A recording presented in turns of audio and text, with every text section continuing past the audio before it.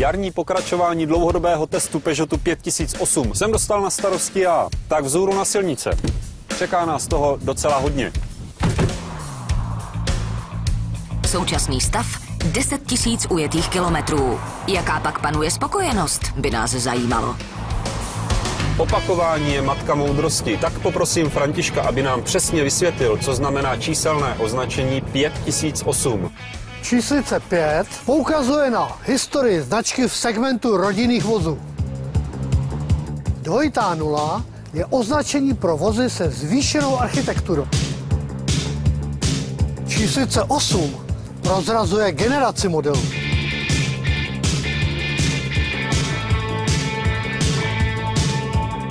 Díky, Františku. Musím se k něčemu přiznat. Od vozu jsem očekával klasický francouzský jízdní projev a jsem mile překvapen. To tam je nekonečné pohupování automobilu po překonání nerovnosti. Naopak dá velmi tvrdě najevo svoji nespokojenost, když se nevyhnete nějakému výmolu. Oplátkou za to vám bude velmi jisté chování při dynamické jízdě na okresních silnicích. Na to, že jde o vůz kategorie MPV, si to za volantem docela slušně užívám.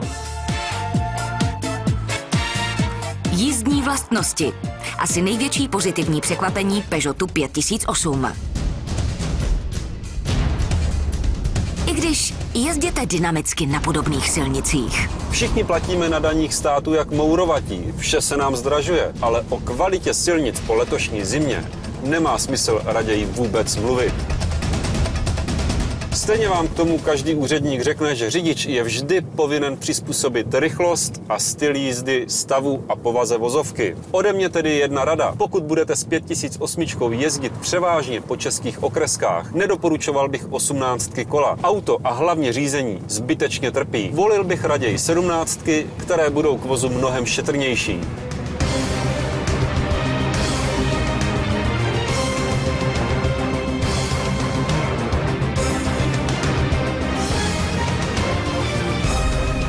Nekonečný slalom mezi výmoly mě docela vyčerpal.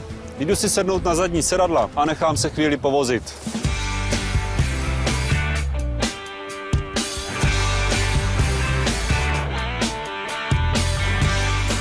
Navíc si zde můžu užívat multimediální zařízení, které je velmi šikovně ukryto před nenechavci.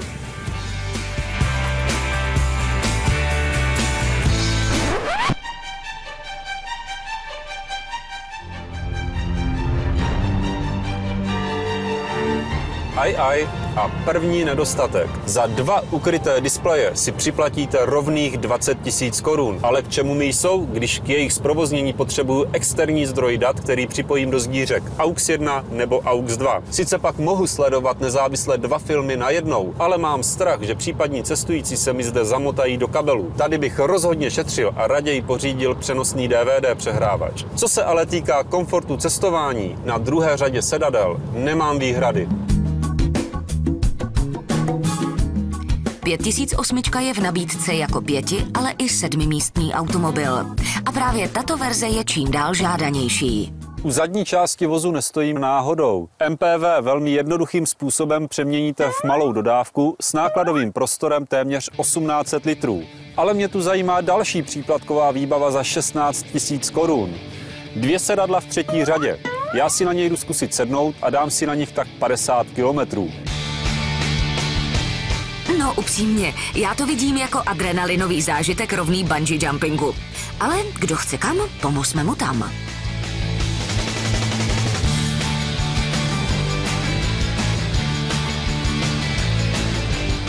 Chtěl jsem být za hrdinu a vydržet tady celých 50 kilometrů, ale vzdávám to.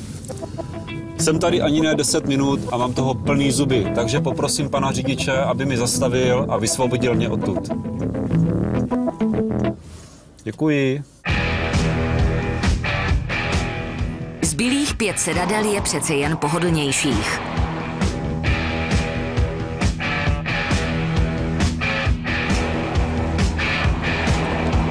Na voze mi vadí celkem 3 věci. 2 bych vyřešil tak, že bych si je vůbec neobjednal. Zadní 2 monitory a 3. řadu sedadel. Za ušetřených 36 000 korun bych se viděl někde třeba u moře.